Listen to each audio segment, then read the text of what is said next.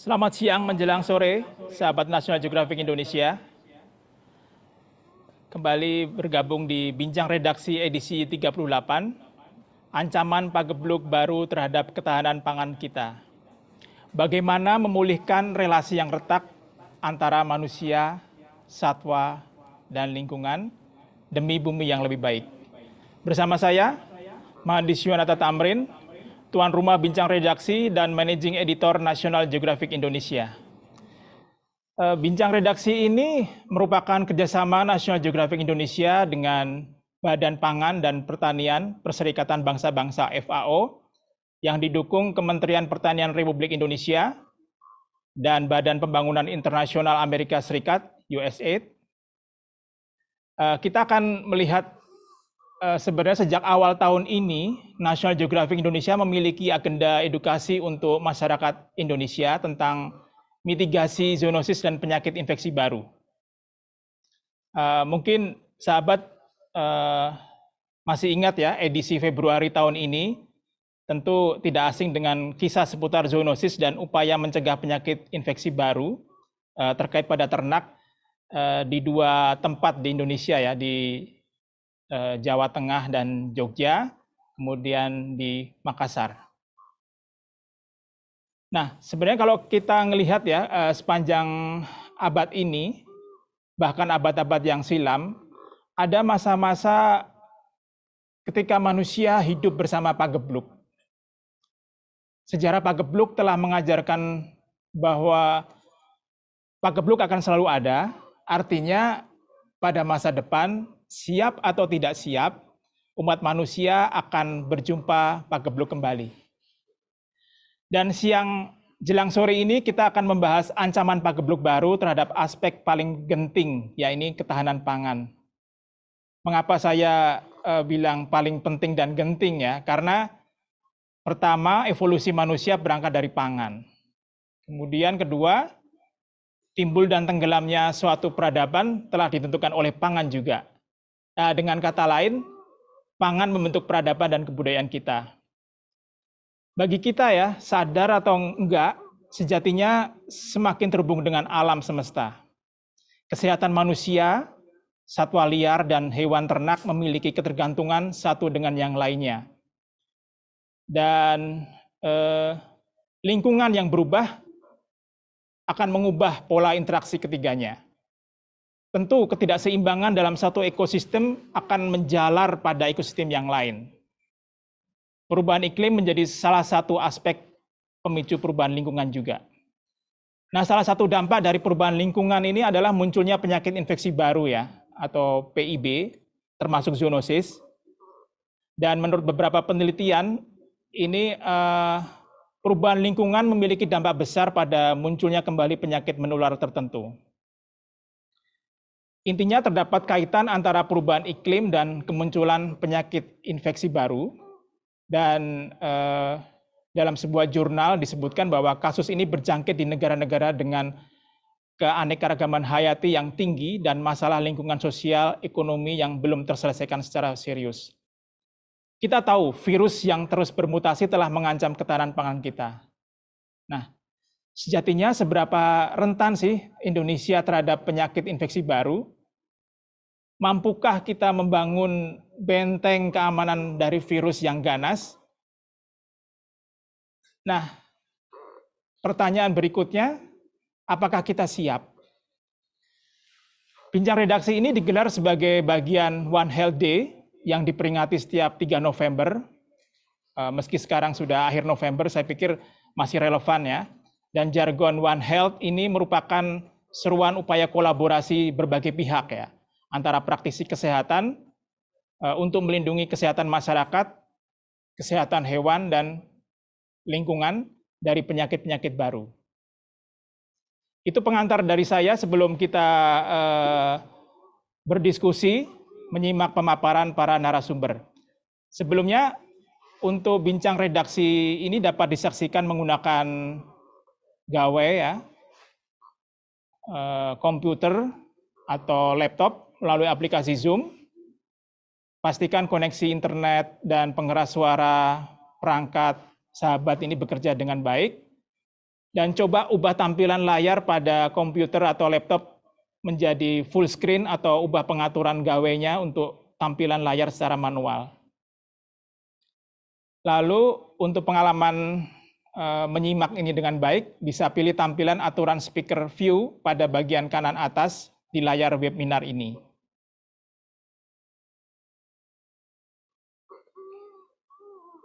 Oke, tata cara kegiatan, bincang redaksi ini akan direkam, kemudian fitur berbicara pada peserta akan dinonaktifkan sementara, sampai nanti ada sesi tanya-jawab. Kemudian peserta diperkenankan untuk bertanya pada sesi tanya-jawab dengan menggunakan fitur chatbox, atau bisa ada kesempatan raise hand nanti saat sesi tanya-jawab. Nah, saya sebelum memulai ada baiknya ingin tahu sih teman-teman yang sudah masuk di ruang diskusi ini berasal dari mana saja ya. Coba kunjungi www.menti.com dan gunakan kode 716-64590. Silakan teman-teman, kita akan lihat domisili teman-teman dari mana saja. Oke, sudah ada dari Fakfak, Jakarta, Surabaya, Depok, Pamulang, Bekasi. Masih ada lagi? Ada Sulawesi Utara, oke.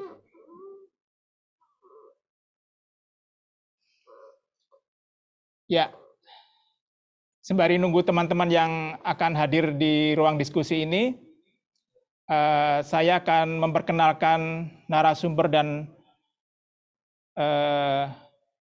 teman-teman yang akan berkontribusi di sini ya. Pertama, narasumber pertama adalah Dr. Hewan Nuryani Zainuddin, Magister Sains. Kita biasa menyapa Ibu Nuryani atau Ibu Nunung. Beliau sebagai Direktur Kesehatan Hewan, Direktorat Jenderal Peternakan dan Kesehatan Hewan, Kementerian Pertanian. Kemudian Profesor Amin Subandrio, Dokter PhD Spesialis Mikrobiologi Klinik Konsultan. Beliau peneliti di lembaga Eijkman. Scheherazade, atau akrab disapa Mbak Shera, co-founder Tambora Muda dan conservation scientist. Yang keempat, Mas Didi Kaspi Kasim, Editor-in-Chief National Geographic Indonesia. Halo, selamat siang menjelang sore, Ibu Nunung, Prof. Amin, Mbak Shera, dan Mas Didi.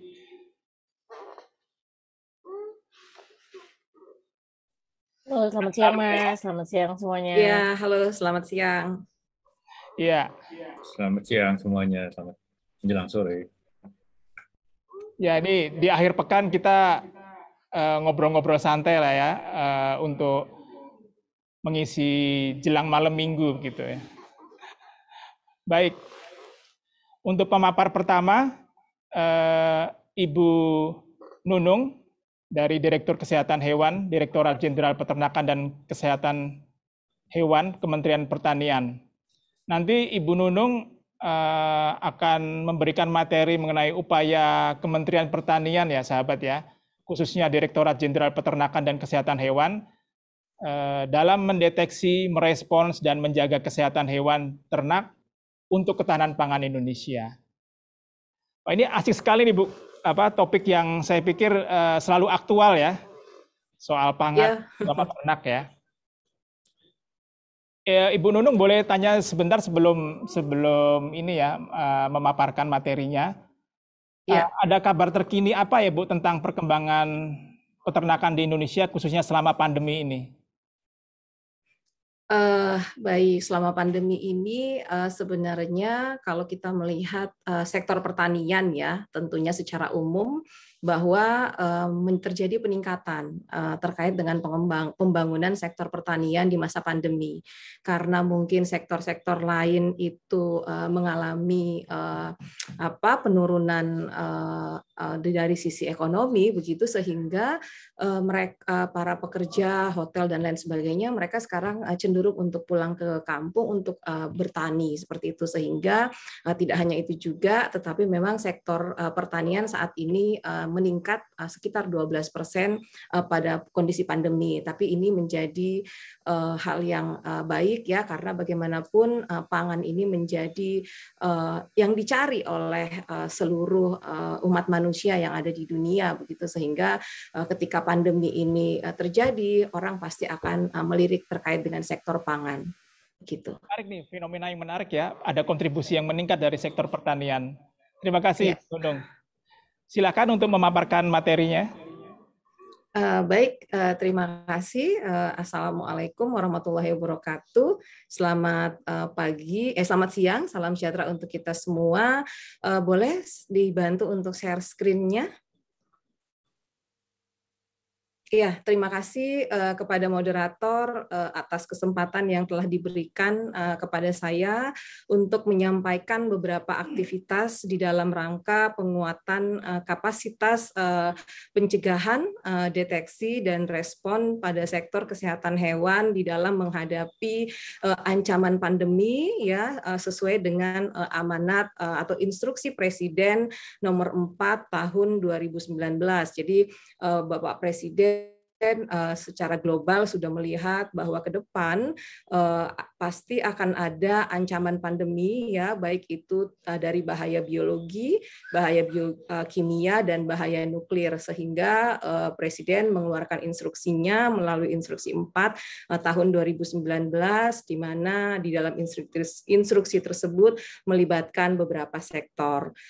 Selanjutnya Bapak dan Ibu, sedikit saya ingin berbicara, memberikan gambaran ya terkait dengan sejarah pandemi di dunia, bahwa memang pandemi COVID-19 itu bukan merupakan pandemi yang pertama kali di dunia, dan juga mungkin bukan menjadi pandemi yang terakhir begitu. Dan kita umat manusia yang ada di dunia mau tidak mau kita akan berhadapan dengan ancaman ini setiap saat. Jadi kalau kita lihat dari beberapa tahun belakangan ya, banyak sekali agen ya yang baik itu yang disebabkan oleh virus, bakteri, dan lain sebagainya gitu yang menjadi ancaman terkait dengan pandemi itu. Nah, pada slide ini juga kita bisa melihat berbagai pandemi yang telah dihadapi oleh masyarakat global ya, masyarakat dunia, dan sampai saat ini juga kita masih menghadapi pandemi, yaitu pandemi COVID-19. Dan ini menjadi peringatan buat kita semua ya terkait dengan pandemi tersebut. Mungkin saya next lagi. Jadi Bapak Ibu, pada slide ini kita bisa melihat adanya wabah yang paling mematikan ya. Kalau kita lihat dari histori yang tadi sudah kami sampaikan, ada beberapa wabah yang menjadi ketakutan dan menjadi masalah di dunia ini, termasuk juga dengan COVID-19.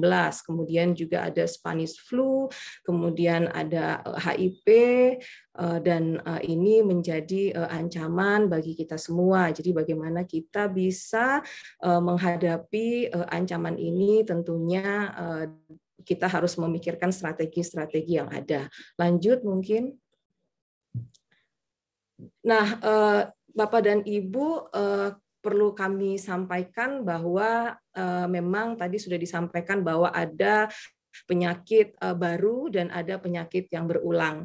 Jadi kalau bahasa kerennya emerging infectious disease ya untuk penyakit-penyakit yang baru, dan re-emerging infectious disease adalah penyakit yang baru yang sudah pernah ada kemudian dia muncul kembali.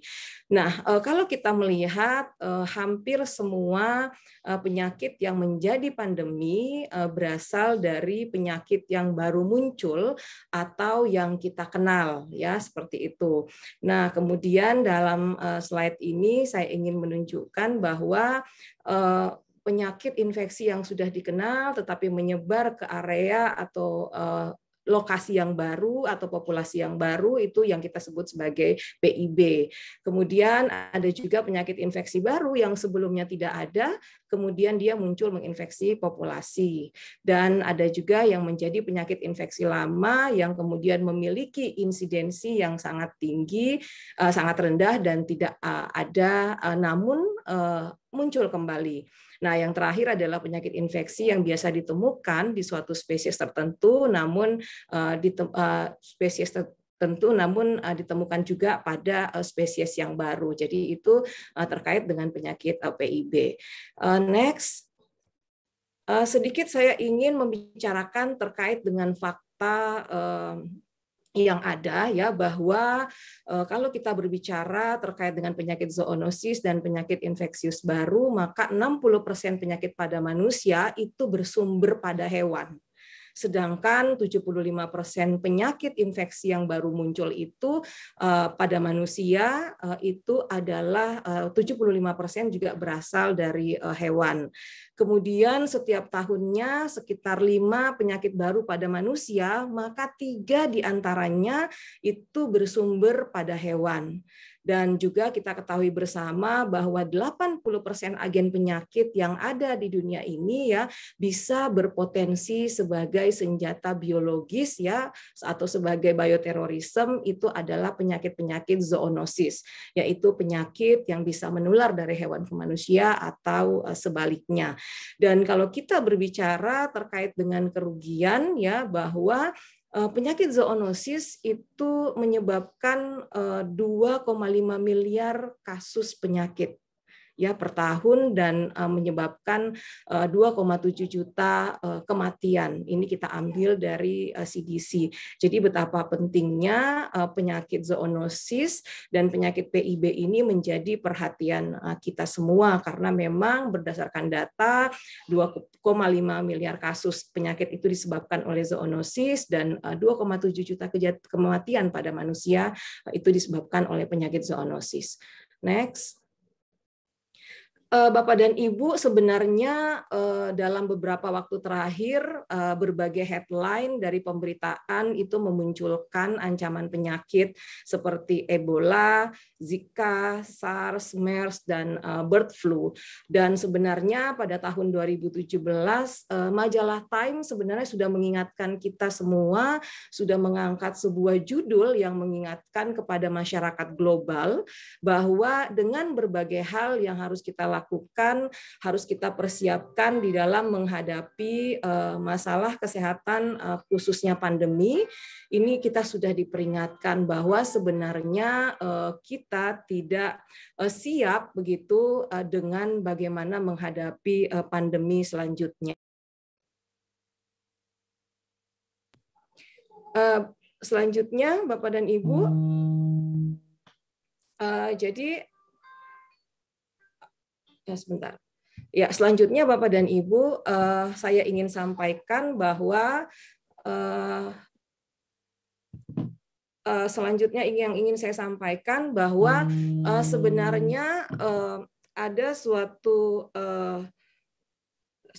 sebenarnya di dalam slide ini saya ingin menunjukkan bahwa kita selalu diingatkan tentang ancaman penyakit begitu yang masih berupa nama-nama misterius begitu ya, penyakit X atau disease X yang bisa mengancam dunia global begitu dan menimbulkan kerugian yang tentunya sangat besar dan menjadi ancaman yang serius bagi kesehatan umat manusia.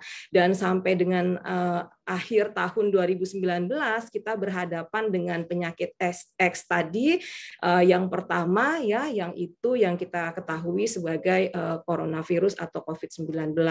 Dan sebenarnya ini sudah disampaikan atau sudah diinformasikan kepada kita bahwa akan muncul suatu penyakit X yang kita belum tahu seperti apa penyakitnya, dan akhirnya pada saat ini kemudian kita tahu. Next. Nah, saya pikir kita cukup untuk berbicara tentang sejarah dan ancaman pandemi. Kita masuk sedikit memberikan gambaran terkait dengan institusi kami. Kami dari Direktorat Kesehatan Hewan, ya, dari di bawah Direktorat Jenderal Peternakan dan Kesehatan Hewan Kementerian Pertanian, di mana misi kami adalah mewujudkan Direktorat Kesehatan Hewan yang profesional, tentunya modern, tangguh, dan efektif, dan memberikan pelayanan kesehatan hewan. Nah, adapun saya ingin meng-highlight sedikit misi kami, bahwa di mana kami memiliki tugas selain melindungi kesehatan hewan, juga kita berupaya di dalam mendukung atau melindungi kesehatan manusia dan kesehatan lingkungan. Jadi sedikit saya highlight di sini bahwa walaupun kami adalah Direktorat Kesehatan Hewan yang melindungi hewan, tetapi secara tidak langsung kami melindungi manusia. Next. Bapak Ibu, sedikit saya ingin menggambarkan bagaimana strategi pengendalian dan penanggulangan penyakit hewan yang kami lakukan, ya. Di dalam slide ini intinya bahwa bagaimana peran daripada pemerintah pusat, peran daripada pemerintah daerah, dan implementasinya. Artinya bukan semata-mata bahwa pengendalian penyakit itu adalah tugas daripada pemerintah pusat, tetapi tugas juga daripada pemerintah daerah dan seluruh stakeholder yang ada. Namun mungkin saya tidak secara detail menjelaskan terkait dengan rincian strategi ini karena keterbatasan waktu saja. Selanjutnya, nah, Bapak dan Ibu, karena banyaknya penyakit, jadi penyakit yang kami tangani di Direktorat Kesehatan Hewan ini tidak hanya penyakit pada pada hewan saja, tetapi kita juga concern atau melakukan intervensi terkait dengan penyakit pada manusia yang sifatnya zoonosis yang bersumber dari hewan. Sehingga kami menetapkan 25 penyakit hewan menular strategis, ya, yang kita tetapkan yang harus diintervensi oleh Kementerian Pertanian, dalam hal ini Direktorat Kesehatan Hewan, di mana kami tetap melakukan selain 25 penyakit tersebut, kami tetap melakukan prioritas pengendalian terkait dengan beberapa penyakit seperti rabies, avian influenza, brucellosis dan antraks sebagai penyakit zoonosis, dan Hok kolera dan ASF sebagai penyakit pada hewan. Next. Bapak dan Ibu, terkait dengan zoonosis prioritas. Jadi selain 25 penyakit daftar penyakit hewan menular strategis tadi, kita juga memiliki mandat untuk mengendalikan 15 penyakit prioritas zoonosis, ya, yang tentunya berbeda-beda di setiap kementerian dan kelembagaan. Kalau kami berdasarkan keputusan Menteri Pertanian nomor 237, kami menetapkan 5 penyakit zoonosis yang memang harus kita tangani dan atasi, ya, dan ini kita susun tentunya bersama dengan menggunakan One Health Zoonosis Disease Prioritisasi. Jadi adalah suatu tools yang kita gunakan, keterlibatan semua kementerian, baik itu Kementerian Pertanian, Kementerian Kesehatan, dan Kementerian KLHK, ya. Kemudian kita menetapkan prioritas penyakit bersama untuk zoonosis, dan tentunya ini kita review setiap 3 tahun sekali. Lanjut.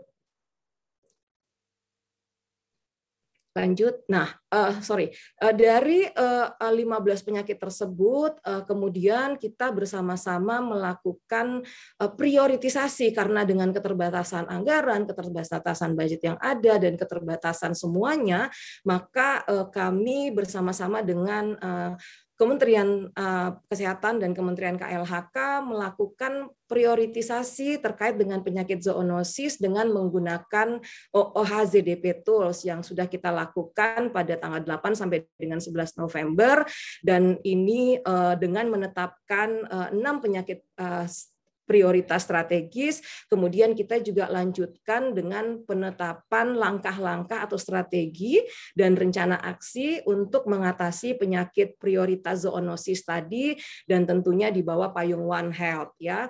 6 penyakit zoonosis yang sudah menjadi prioritisasi itu adalah penyakit zoonosis yang berakibat dari virus influenza, baik itu avian dan swine influenza, kemudian zoonosis yang disebabkan oleh virus corona, SARS-CoV-2 dan MERS, kemudian rabies, antrak, tuberkulosis zoonosis, dan terakhir adalah leptospirosis. Jadi ini yang menjadi salah satu penyakit prioritas. Ada 6 penyakit prioritas yang menjadi tanggung jawab kita bersama di dalam kerangka payung One Health. Ya, selanjutnya untuk menangani itu tentunya kami di Direktorat Kesehatan Hewan atau terutama untuk laboratorium terkait dengan kesehatan hewan, kita sudah memiliki jejaring laboratorium kesehatan hewan dalam rangka bagaimana kita mengimplementasikan, mencegah, mendeteksi, dan merespon sektor kesehatan hewan dalam menghadapi ancaman pandemi. Kementan sudah memiliki berbagai jejaring yang ada, baik itu laboratorium yang ada di bawah Direktorat PKH, ada di bawah Litbang, ada di bawah karantina, maka kita perlu dan sudah menyusun terkait dengan jejaring itu tentunya di dalam menghadapi pandemi. Selanjutnya, Bapak dan Ibu, perlu kami sampaikan juga bahwa ini adalah bagaimana suatu interaksi antara berbagai faktor ya, yang kalau kita lihat di sini ada 4 faktor yang mempengaruhi: faktor lingkungan dan iklim, faktor perilaku manusia dan masyarakat, faktor pangan dan pertanian, dan faktor ekonomi dan pembangunan. Di mana dari slide ini Bapak Ibu mungkin bisa baca mereka saling mempengaruhi satu sama lain dan tentunya berdampak kepada kesehatan hewan, kesehatan manusia, dan lingkungan. Nah, faktor-faktor itu yang tadi saya sebutkan tentunya memiliki beberapa permasalahan-permasalahan, sebagai contoh terkait dengan misalnya pangan dan pertanian, di mana kita ketahui adanya perburuan dan perdagangan bushmeat ya, hewan-hewan atau satwa liar yang dikonsumsi oleh manusia. Nah, mengingat kompleksitasnya, kemudian permasalahan-permasalahan yang muncul tentunya mengarah kepada permasalahan kesehatan yang harus kita hadapi ke depan, dan perlu adanya pengendalian dan penanggulangan ya tentunya terkait dengan penyakit yang memungkinkan munculnya penyakit infeksi baru dan zoonosis, serta memerlukan pendekatan multisektor dan multidisiplin dengan pendekatan One Health. Jadi kalau kita lihat semua sektor terkait dengan permasalahan-permasalahan yang ada pada slide ini, sehingga penanganannya tidak bisa kita lakukan sendiri, tentunya harus kita lakukan secara bersama-sama. Next. 1 menit lagi. Bapak. Oke, Bapak dan Ibu, sesuai dengan amanat Impres nomor 4 tahun 2019, maka slide ini menggambarkan beberapa aktivitas yang kita laksanakan di Kementerian Pertanian bersama-sama dengan mitra ya, tujuan untuk bagaimana kita melakukan pencegahan, mendeteksi, bagaimana kita merespon terkait dengan ancaman tersebut. Selanjutnya, kalau kita bicara terkait dengan pencegahan ya, tentunya kita sudah melakukan berbagai contoh kegiatan yang mendukung terkait dengan implementasi daripada biosecurity, kemudian implementasi daripada manajemen kesehatan hewan yang baik. Next.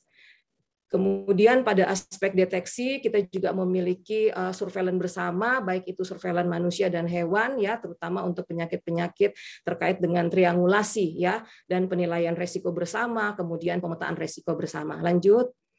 Kemudian kita juga memiliki jejaring influenza, monitoring virus, di mana koordinasi dan integrasi surveillance berbasis biologi molekuler yang melibatkan seluruh laboratorium veteriner di Indonesia untuk memonitoring khususnya virus influenza. Lanjut. Kemudian kita juga memiliki respon terkait dengan adanya kasus-kasus atau berbagai aktivitas untuk memperkuat kelembagaan tentunya di sektor One Health. Kemudian kita juga melihat adanya sistem ZIZE, sistem informasi zoonosis bersama yang kita miliki antara Kementan, Kemenkes, dan KLHK. Next. Nah, dari semua sektor itu, maka kami dari sektor kesehatan hewan memiliki sistem informasi pendukung ya, ISIGNAS, yang nanti datanya akan masuk kepada ZIZE. ZIZE itu adalah tadi sistem informasi zoonosis yang kita bangun bersama antar 3 sektor, yang nanti ini akan menjangkau lebih daripada 95% kabupaten kota. Sehingga data yang ada pada ZIZE itu akan menggambarkan data penyakit, tentunya untuk penyakit zoonosis. Lanjut. Dan Bapak dan Ibu, ini mungkin adalah slide terakhir saya. Saya ingin menyatakan bahwa selain ancaman pandemi terkait dengan penyakit zoonosis, kita juga perlu mewaspadai terkait dengan silent pandemic. Karena dinyatakan oleh global bahwa dengan adanya antimicrobial resistant itu akan menjadi pembunuh nomor 1 di dunia pada tahun 2050. Jika kita tidak melakukan usaha-usaha di dalam menekan laju terkait dengan antimicrobial resisten. Tentunya sekali lagi bahwa baik itu penyakit zoonosis, baik itu penyakit PIB, baik itu AMR, antimicrobial resisten, ini menjadi tanggung jawab kita bersama, baik bagi sektor kesehatan hewan, kesehatan manusia, dan tentunya bagi sektor satwa liar. Baik, mungkin itu yang bisa saya sampaikan. Saya mengucapkan terima kasih banyak, dan mungkin ini semoga bisa ditangkap apa yang sudah kami presentasikan. Terima kasih untuk waktu yang sangat singkat. Terima kasih Bu Nunung atas pemaparannya yang efisien ya, efektif juga menjelaskan kita tentang dari sejarah sampai perkembangan penyakit zoonosis tadi. Saya ingin bertanya tapi mungkin nanti di sesi tanya jawab saja deh. Baik. Oke, jangan susah-susah ya Pak. Sahabat, kita akan ke narasumber berikutnya, Profesor Amin Subandrio, peneliti Lembaga Eijkman. Selamat sore, Prof. Selamat sore. Selamat siang, Pak sore. Terima kasih atas kesempatan yang diberikan kepada saya. Assalamualaikum warahmatullahi wabarakatuh. Ya, karena waktunya pendek sekali, saya akan mulai saja presentasi saya. Walaupun judulnya agak menggelitik ini. Bisa tolong slide saya ditayangkan. Ya, judul yang diberikan agak panjang, evolusi genetika manusia terhadap pagebluk yang disebabkan oleh virus human to human atau animal to human. Ya, ini sebetulnya cukup luas topiknya ya, tapi saya coba uraikan sampaikan dalam waktu kurang dari 10 menit. Slide berikutnya. Kita sudah ketahui bersama bahwa globalisasi itu sudah terjadi dan akan terus terjadi, dan ini akan menyebabkan manusia semakin aktif. Dan kalau kita lihat di gambar sebelah kiri atas itu menggambarkan bagaimana rekaman penerbangan dalam satu hari, mungkin ratusan atau ribuan barangkali ya, penerbangan itu menunjukkan pergerakan manusia. Ya, dan yang kita alami sekarang ini juga sebenarnya sebagian besar virusnya itu tidak terbang sendiri, tapi dibawa oleh manusia. Nah, dengan meningkatnya aktivitas manusia itu sudah pasti akan mempengaruhi kebutuhan. Ya, kebutuhannya akan meningkat, kebutuhan pangan, kebutuhan transportasi, kebutuhan perumahan dan sebagainya. Mengenai pangan nanti nanti mungkin akan kita bisa diskusikan dengan Ibu Nunung ya. Tapi yang pasti dari tahun ke tahun kebutuhan protein, kebutuhan karbohidrat dan semua kebutuhan produk pangan dan juga pakan tentunya itu akan terus meningkat, dan manusia itu bergerak tidak hanya untuk aktivitas primer tapi juga sudah mulai wisata ya, termasuk wisata ibadah dan sebagainya. Nah, pergerakan ini yang kemudian akan memudahkan patogen-patogen itu menyebar dan juga menemui host yang baru. Ya. Ini menjadi kunci dari penyebaran penyakit. Slide berikutnya. Nah, tentu peningkatan kegiatan manusia itu akan sangat mempengaruhi hal-hal yang lain. Tadi saya sudah singgung bahwa kebutuhan pangan dan pakan itu akan meningkat. Ya. Jadi misalnya kebutuhan protein untuk Indonesia, sumber protein terbesar menurut informasi itu adalah dari daging ayam.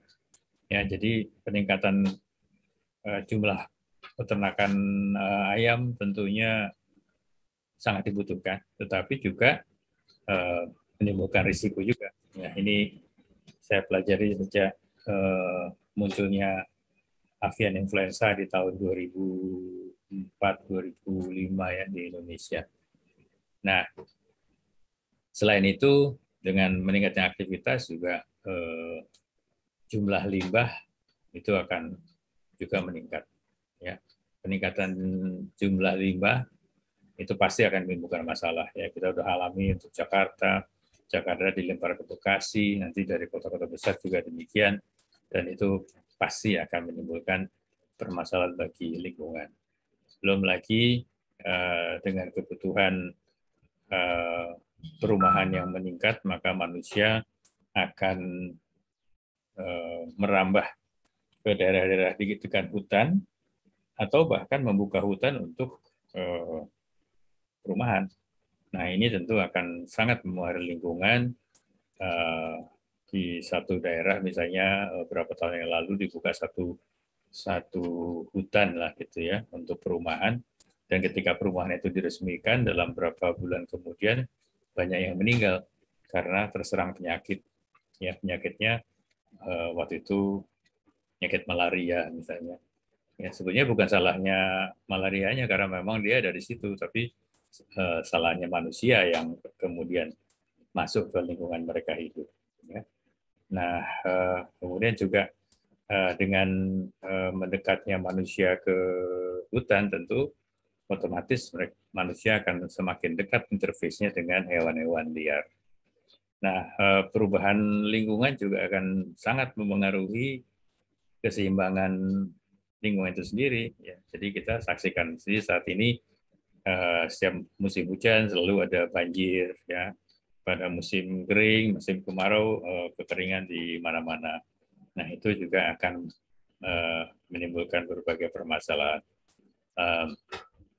Dan tadi sudah disinggung bahwa sebagian besar penyakit yang muncul itu dikaitkan dengan penyakit zoonosis, artinya yang bersumber pada binatang. Penyakit demam berdarah misalnya itu juga sebenarnya sumbernya dari hewan. Ada rabies dan sebagainya ya. Malaria pun itu sebagian dari malaria itu bersumber dari hewan atau ada kaitannya dengan hewan tertentu. Nah, ini sebetulnya ketidakseimbangan ini diakibatkan antara lain oleh meningkatnya aktivitas manusia. Slide berikutnya. Sedikit mengenai pandemi yang sudah yang paling besar ya sebetulnya. Pandemi paling besar itu sebetulnya yang kita selalu dijadikan sebagai benchmark itu adalah influenza di tahun 1918 ya. Tapi setelah itu berturut-turut terjadi juga beberapa event walaupun bukan pandemi, sampai akhirnya di tahun 2004 itu yang pandemi avian influenza. Ya.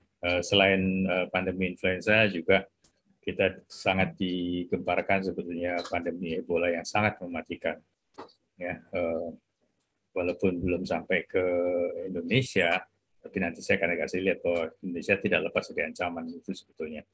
Ya, Ebola itu lebih banyak di Afrika dan tanda petik karena tingginya angka kematian, maka penularannya tidak sampai jauh.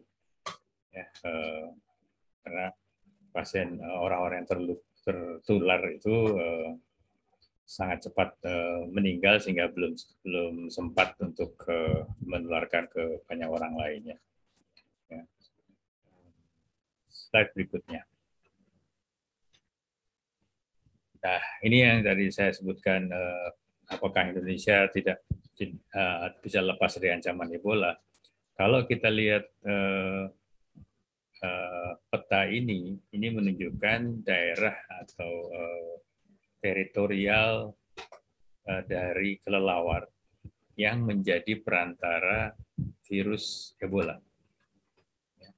Nah, kelelawar ini ternyata bisa terbang, ya tentu terbang hingga waktu itu ya, dan daerahnya itu sampai ke Indonesia, bahkan sampai ke bagian utara dari Australia, ya, karena jejak mereka sudah terdeteksi di misalnya di Sumatera bagian timur itu pernah ditemukan. Ya. Jadi dari Afrika mungkin mereka terbang dari hutan, kemudian hinggap di kapal yang sedang lewat, kemudian ikut di kapal itu, dan nanti ketika kapal itu merapat ke darat, mereka pindah lagi ke darat untuk berkembang biak, kemudian hinggap lagi di kapal yang lewat, begitu seterusnya, sehingga sekali lagi jejak mereka bisa diikuti sampai ke jarak yang cukup jauh. Nah, ini tentu berpotensi membawa virusnya, dan kita ketahui virus itu bisa hinggap di mana-mana saja. Ya, saya tidak akan bahas terlalu dalam di sini. Slide berikutnya. Nah, dunia ini ya tadi sudah disinggung juga oleh Ibu Nunung bahwa pandemi yang terjadi. Ya. 1 menit lagi ya, Prof. Berapa? 1 menit lagi. Baik. Pandemi ini sudah terjadi berapa kali sebetulnya ya, tadi ada H1N1, kemudian ada Zika, ya.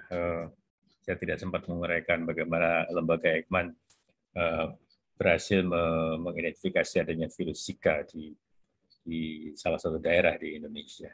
Slide berikutnya. Slide. Ya.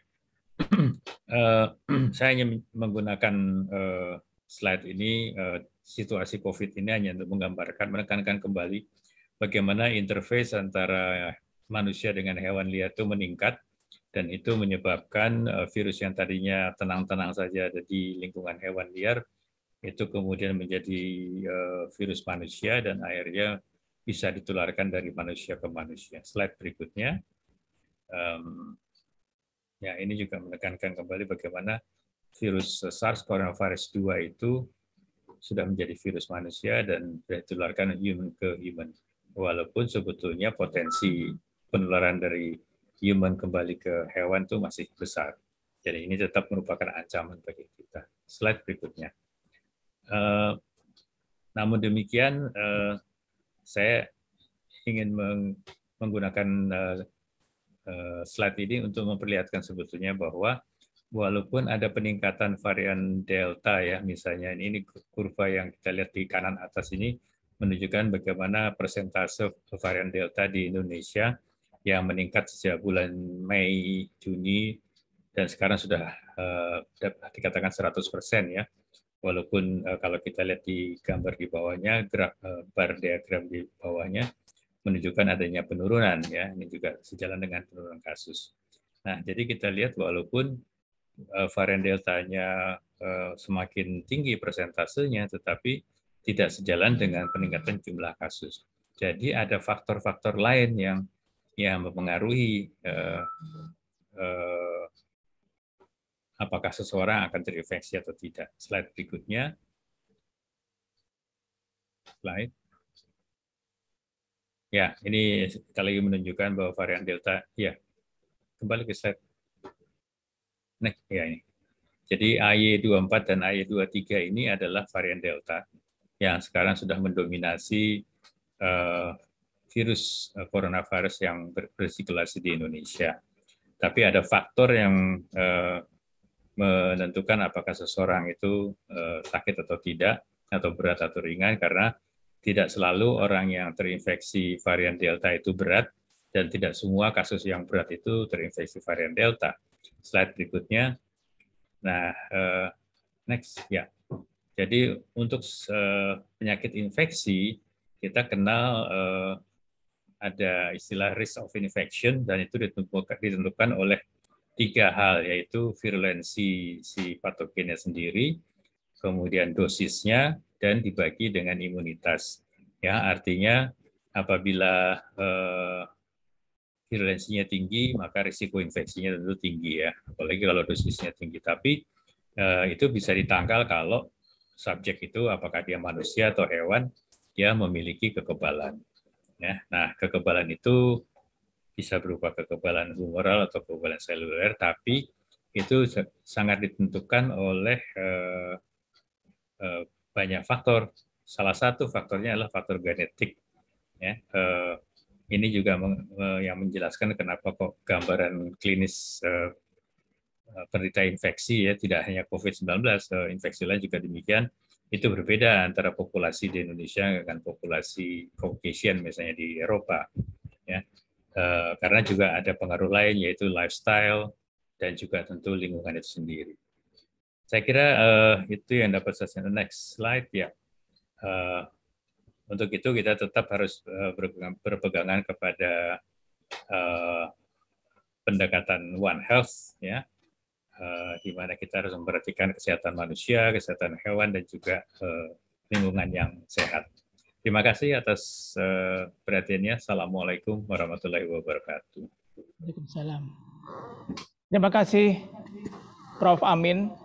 Saya ingin bertanya satu hal tadi yang sempat terlintas ya saat Prof menjelaskan soal Zika ya.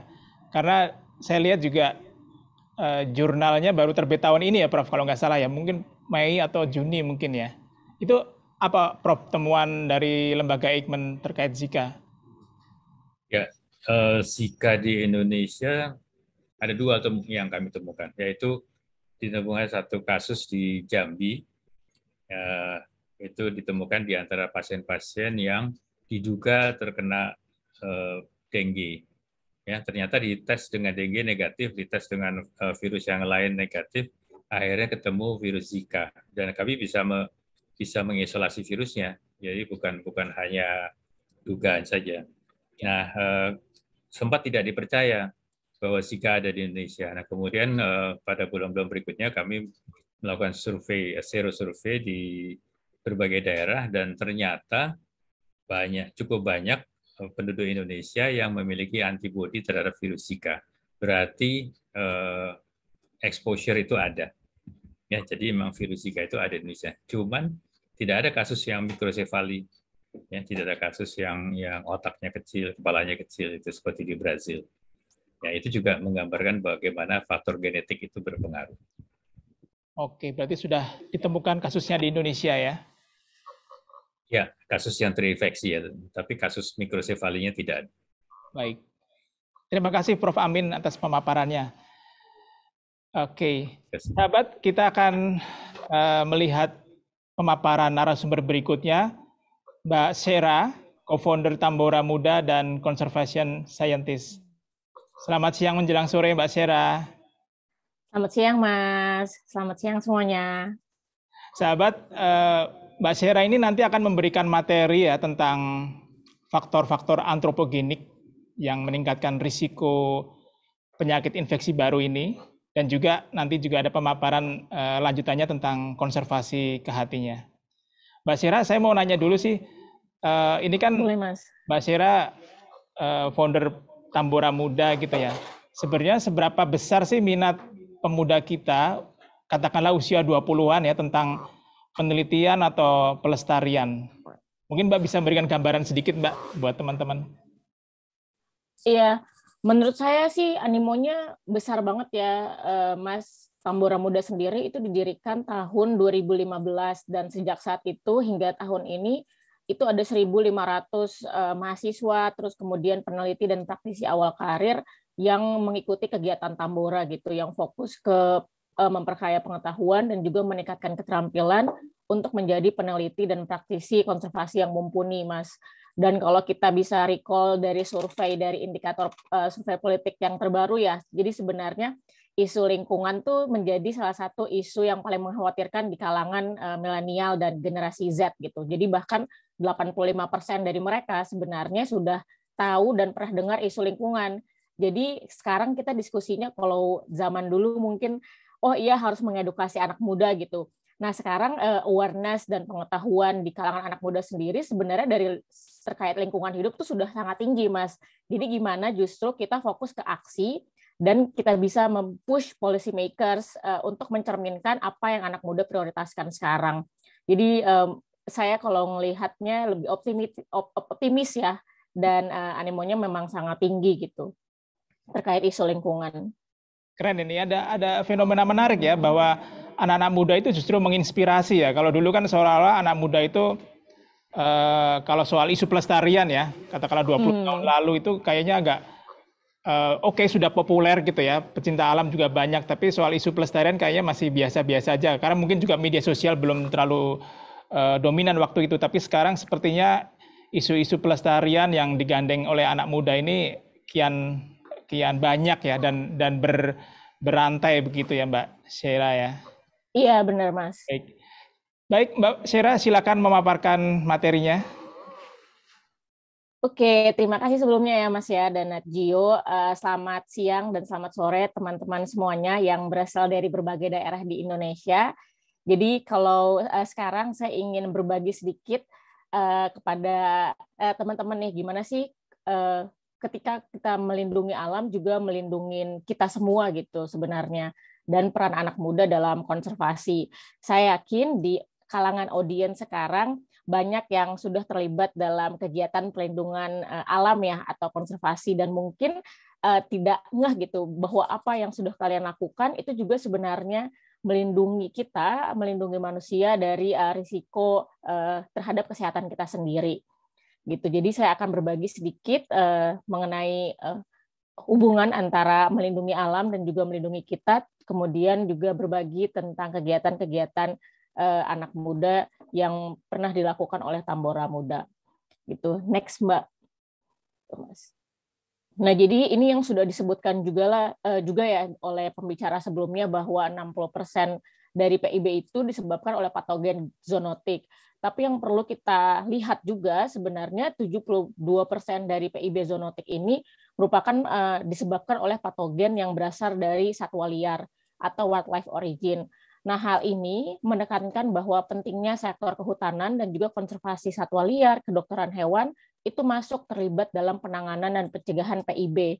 Ini menyediakan justifikasi baru kepada teman-teman atau anak muda sekalian yang terlibat dalam perlindungan alam gitu, bahwa kita yang peduli terhadap satwa liar sebenarnya juga sangat peduli gitu dengan kesehatan manusia. Apa yang kita lakukan di konservasi untuk melindungi alam dan mencegah kepunahan itu sebenarnya berarti juga untuk melindungi kesehatan manusia.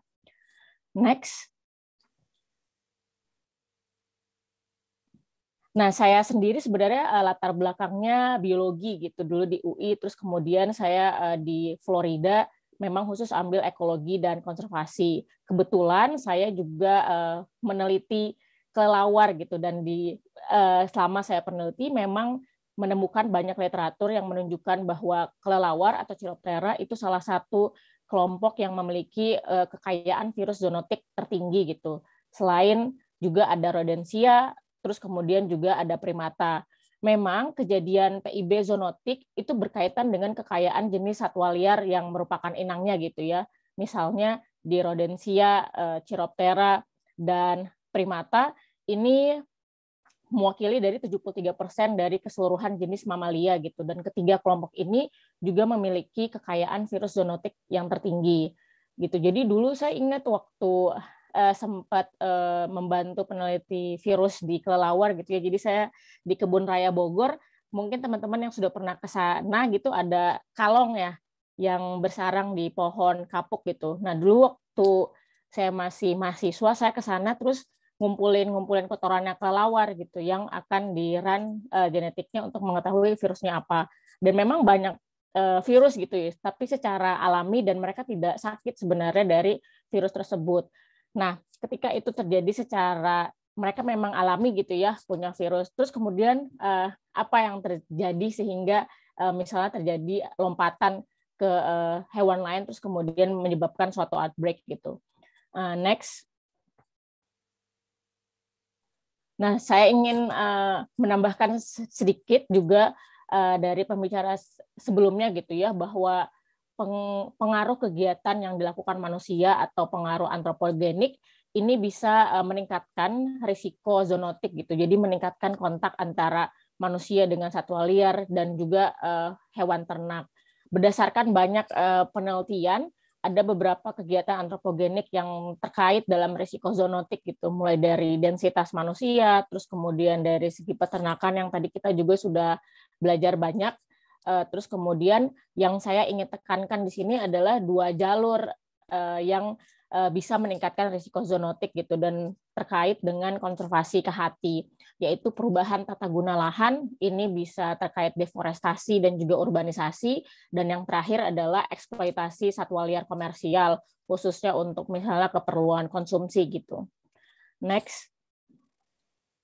Ini ada beberapa contoh ya yang mungkin bisa memberikan gambaran kepada teman-teman gitu. Jadi terkait dengan perubahan tata guna lahan, sempat ada kasus outbreak virus Nipah di Malaysia di akhir tahun 1990.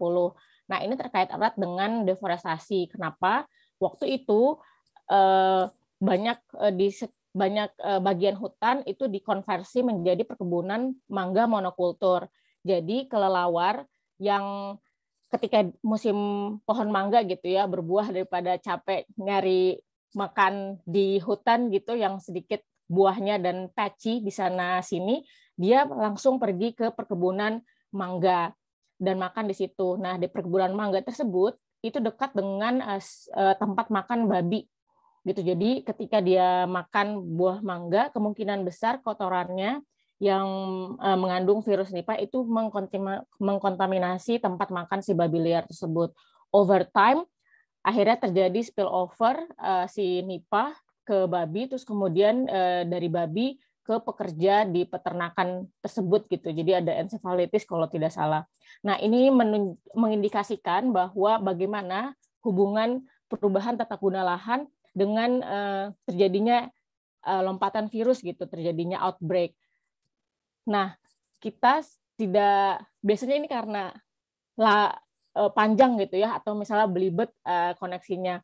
Nah, sekarang kita mengerti bahwa bagaimana cara kita memperlakukan alam itu juga mempengaruhi kesehatan kita gitu sebagai manusia. Terus kemudian next. Nah, ini juga jalur lain gitu ya, kegiatan antropogenik yang mungkin bisa meningkatkan risiko zoonotik itu dari terkait dengan eksploitasi satwa liar. Dulu waktu yang SARS ya, yang mulai November 2002 itu sudah ditemukan melalui penelitian bahwa munculnya karena musang ini sifat yang diperdagangkan gitu untuk keperluan konsumsi di Tiongkok. Jadi dari 2 contoh ini itu mengindikasikan bahwa salah satu jalur, kan banyak jalurnya gitu ya yang meningkatkan risiko, tapi kalau terkait dengan konservasi kehati, perubahan tata guna lahan terkait deforestasi, terus kemudian jalur eksploitasi satwa liar untuk keperluan konsumsi itu bisa meningkatkan risiko zoonotik gitu. Jadi ketika kita berbicara mengenai pencegahan pagebluk selanjutnya berikutnya, sudah otomatis bahwa investasi perlu diarahkan atau dialokasikan juga ke konservasi kehati gitu. Jadi kalau kita ngomongin tentang post pandemic recovery ya, di berbagai diskusi di tingkat internasional gitu, itu tidak hanya mempertimbangkan ekonomi saja atau kesehatan, tapi juga investasi ke konservasi satwa liar untuk melindungi hutan, mengurangi laju deforestasi, dan juga mencoba meregulasi atau membatasi perdagangan satwa liar komersial. Next.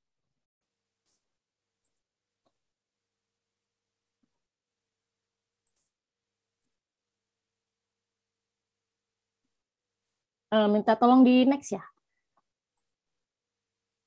Nah, Jadi ini men-summarize apa yang sudah saya ceritakan ya. Jadi ketika kita melakukan konservasi keanekaragaman hayati, yaitu pertama dengan menjaga habitat satwa liar, itu secara tidak langsung kita mencoba mengurangi laju deforestasi, mencoba mengurangi perubahan tata guna lahan yang tak berkelanjutan gitu. Terus ketika kita menghentikan ataupun meregulasi perdagangan komersial satwa liar ilegal, tidak berkelanjutan dan berisiko zoonotik tinggi, ini juga ditranslasikan sebagai hal untuk mengurangi level eksploitasi satwa liar. Ini menurut saya memberikan anak muda narasi-narasi baru untuk bagaimana kita mainstream atau mengarus utamakan isu hati, bahwa isu hati itu tidak selalu merta soal satwa liar gitu ya, bahwa kita yang melakukan konservasi nggak peduli sama manusia misalnya, tapi justru kita berkontribusi dalam perlindungan kesehatan umat manusia gitu. Jadi ini memberikan narasi baru bagi anak muda yang terlibat di konservasi dan juga mendukung kolaborasi anak muda tidak hanya di bidang konservasi saja, tapi yuk berkolaborasi dengan anak-anak muda lain yang di bidang kesehatan, di bidang pertanian, dan juga di bidang peternakan untuk melakukan aksi yang lintas sektoral gitu. Nah, next. Jadi saya harap dengan tadi presentasi sedikit ya bisa memberikan gambaran dan meyakinkan teman-teman hubungan yang kuat nih antara kegiatan antropogenik dengan risiko munculnya penyakit dan juga menjustifikasi bahwa perlindungan alam itu sangat penting dalam implementasi One Health gitu. Bahwa pemerintah pun harus pertama mencerminkan suara anak muda sekarang yang memang sudah peduli dengan lingkungan hidup gitu ya. Jadi tidak melulu soal ekonomi tapi juga soal kerusakan lingkungan gitu. Next. Nah, ini sedikit tentang aksi gitu ya Tambora Muda sendiri. Kalau misalnya masih belum ada yang pernah dengar, kami sebenarnya wadah gitu atau jaringan anak-anak muda yang bekerja di bidang konservasi. Kami melakukan ini secara sukarela. Jadi anak-anak Tambora Muda tuh kerjanya di berbagai organisasi. Misalnya saya bekerja di WCS, teman saya ada yang bekerja di Burung Indonesia, ada teman-teman yang di universitas dan juga teman-teman di institusi penelitian. Bahkan ada juga teman-teman yang menjadi PEH di KLHK gitu. Jadi di Tambora Muda kami berkumpul dan bervisi untuk meningkatkan kapasitas dan memupuk jiwa kepemimpinan anak-anak muda yang tertarik di bidang konservasi gitu. Dan ini sangat erat kaitannya dengan perlindungan alam, di mana bahwa dulu saya juga nggak ngeh gitu bahwa apa yang saya lakukan ternyata berkontribusi dalam pengurangan risiko zoonotik gitu, bahwa melindungi alam juga sama halnya dengan melindungi umat manusia gitu ya. Ini terlepas dengan isu-isu jasa ekosistem dan lain-lain yang memang sudah terbukti juga dari konservasi melindungi manusia, tapi dengan isu kesehatan itu memberikan narasi baru yang sama-sama ke depan kita bisa jadikan dasar untuk kolaborasi dengan bidang lain. Terus next. Nah, di Tambora Muda sendiri sejak 2015 ya kita sudah melakukan banyak pelatihan gitu untuk kurang lebih 1.500 mahasiswa peneliti dan praktisi awal karir di berbagai provinsi. Jadi sebelum adanya, mohon maaf 1 menit lagi ya Mbak. Oh ya, sebelum adanya pandemik pun kami melakukan banyak kegiatan online gitu, karena kami ingin me-reach out teman-teman anak muda yang ada di bagian Indonesia Tengah sama Timur yang belum beruntung memiliki akses terhadap peningkatan kapasitas. Nah, Tambora Muda, karena kalau ngomongin anak muda ya sangat terbuka dengan kolaborasi gitu. Jadi kita bikin oleh IGA itu ada biodiversity skripsi, jadi kita mengumpulkan 14.000 data perjumpaan ke hati nasional yang bisa dijadikan dasar pengambilan kebijakan di konservasi. Terus kemudian kami berkolaborasi juga dengan berbagai organisasi untuk melakukan kampanye Cinta Taman Nasional yang merupakan stronghold untuk konservasi biodiversitas, tapi juga melindungi hutan dan mencegah satwa liar di dalamnya, di mana kalau dalam konteks kita yang sekarang diskusi tentang One Health itu bisa mengurangi risiko zoonotik. Next.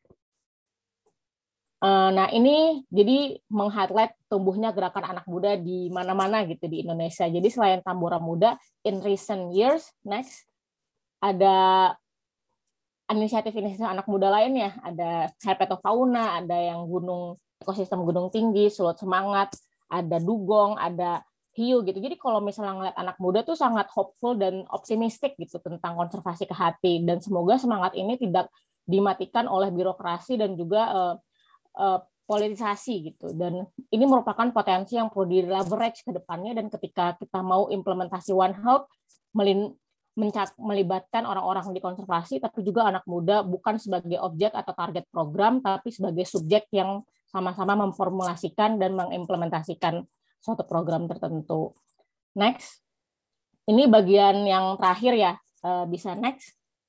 Ini yang dilakukan anak-anak muda di Desa Mantawuldaka di Kecamatan Bolemo yang melindungi koloni kelelawar dari perburuan untuk menyuplai pasar di Sulawesi Utara gitu. Jadi mereka melakukan monitoring untuk mencegah perburuan dan menghitung populasi kelelawar. Dan over time upaya anak-anak muda di desa tersebut oleh Progres, Pikra, Mbak Anim itu menjadikan suatu surga gitu bagi kelelawar-kelelawar yang ada di pulau tersebut. Awal mulanya ketika mereka melakukan ini tidak ada zoonosis di dalam pikiran, tapi hanya melindungi kelelawar karena pertama sangat unik, dan yang kedua juga untuk melindungi jasa ekosistem yang mereka sediakan untuk umat manusia. Gitu. Next. Nah, ini sedikit tentang kegiatan mereka anak-anak muda gitu ya. Dan yang terakhir, nah, jadi untuk ini bisa menjadikan dasar dan narasi bagi anak-anak muda ke depannya, yuk kita kolaborasi tidak hanya di bidang konservasi, tapi juga di bidang kesehatan, pertanian, dan juga peternakan. Dan ini sebagai suatu harapan gitu ya, bahwa apa yang kita selama ini lakukan di perlindungan alam melalui konservasi ke hati merupakan jawaban juga sebenarnya untuk melindungi umat manusia gitu ke depan. Dan harapannya kita bisa mempush para pembuat kebijakan untuk mencerminkan apa yang kita percayain sekarang.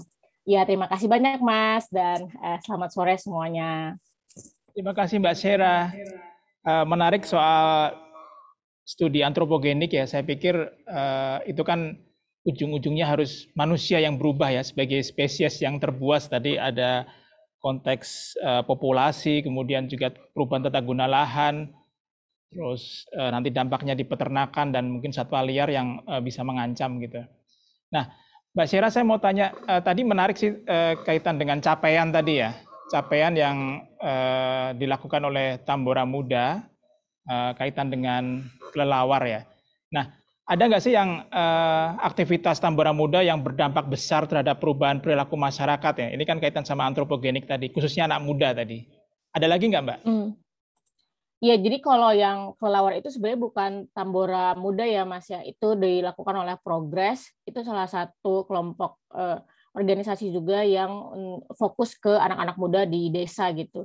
Jadi yang poinnya adalah selain Tambora Muda sebenarnya banyak gerakan anak muda lain yang berkontribusi di konservasi ke hati, Mas, gitu. Jadi kalau di Tambora Muda kita memang fokus di keterampilannya, Mas. Jadi biasanya keterampilan untuk menjadi peneliti dan praktisi konservasi itu tidak diadres di tingkat pendidikan formal gitu. Jadi gimana caranya mereka bisa melakukan riset yang baik, terus kemudian berdampak dan bisa mengimplementasi proyek konservasi tertentu, itu adalah keterampilan-keterampilan yang diadres oleh Tambora, selain juga untuk menjembatani anak-anak muda yang ingin berkolaborasi. Baik, nanti kita lanjutkan di sesi tanya jawab ya Mbak ya dengan teman-teman ya. Baik, terima kasih Mbak Sera.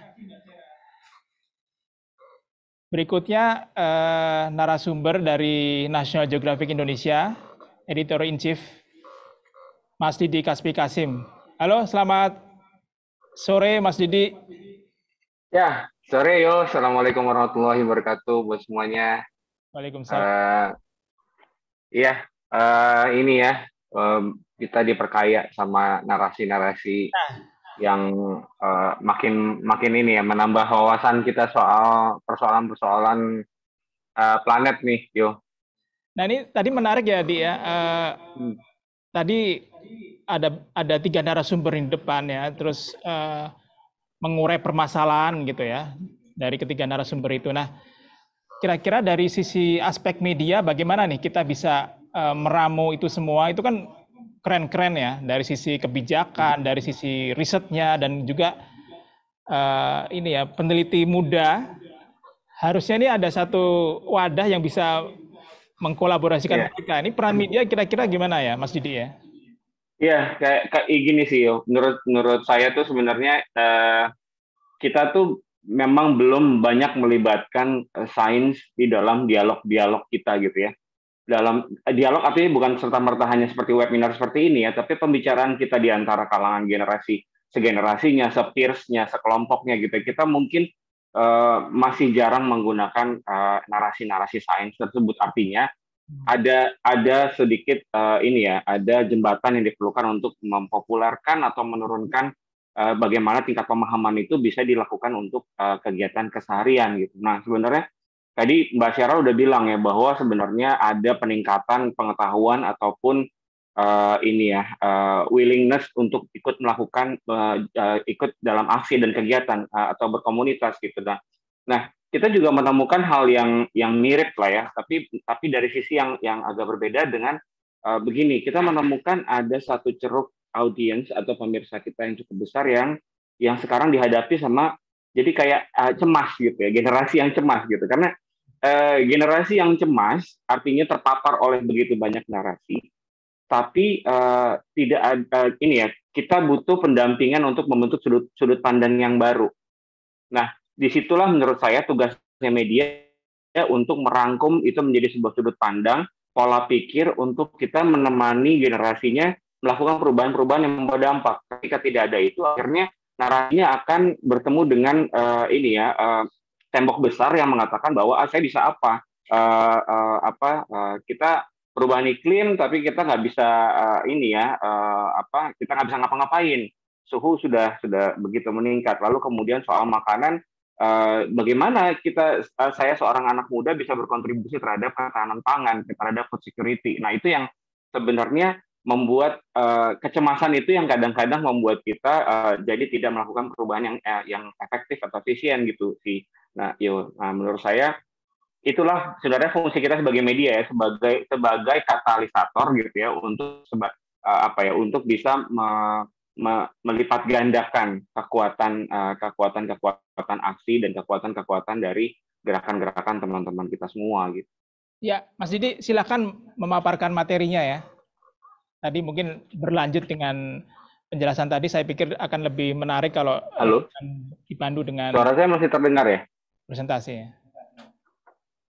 Maaf tadi keputus kayaknya yo. Mana ya? Oke. Bisa dilanjutkan dengan pemaparan materi, Mas Didi? Iya, gini sih, mungkin tadi ya, ketika kita hadir sebagai media dan menjadi jembatan, sebenarnya kita ingin berbagi sedikit tentang bagaimana kita bisa membangun sebuah sudut pandang yang baru dan bagaimana kita bisa berkontribusi terhadap perubahan yang membawa dampak. Teman-teman boleh tolong dibantu juga ya sama presentasinya. Nah, ini mungkin sedikit berbagi dari kita sebagai pihak media, bagaimana kita melihat tadi kebijakan sudah ada, penelitian-penelitian sudah ada, gerakan-gerakan sudah ada. Nah, apa yang harus kita lakukan sekarang bukan lagi hanya sekadar menuntut, tapi kita bisa apa? Kita bisa bercerita, kita bisa membangun narasi, dan kita bisa memperkaya gerakan-gerakan tersebut dengan sudut pandang yang baru, gitu ya. Nah, ini sebenarnya yang kami lakukan sebagai media adalah dengan membangun narasi, menggerakkan perubahan yang membawa dampak. Lanjut.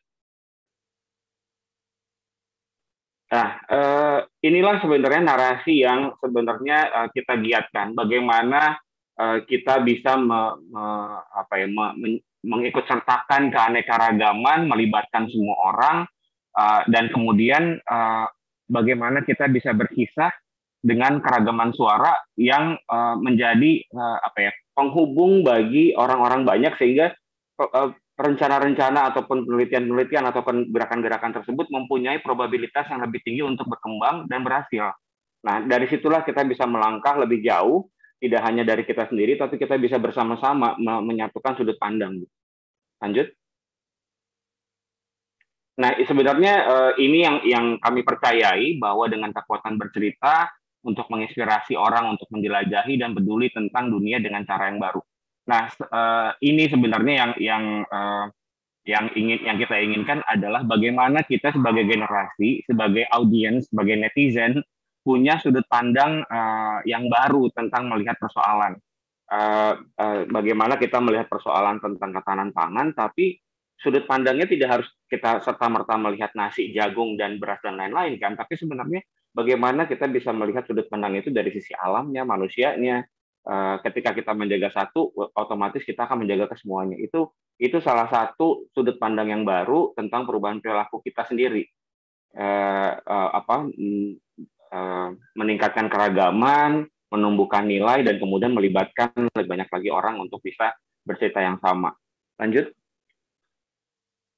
Nah, ini tadi kalau misalnya kita turunkan lagi dalam ini saya bisa membangun narasi itu seperti apa ya? Saya harus bagaimana bercerita itu ya. Nah, kalau di kita ada beberapa poin sebenarnya yang kita gunakan dalam kegiatan jurnalisme kita sehari-hari.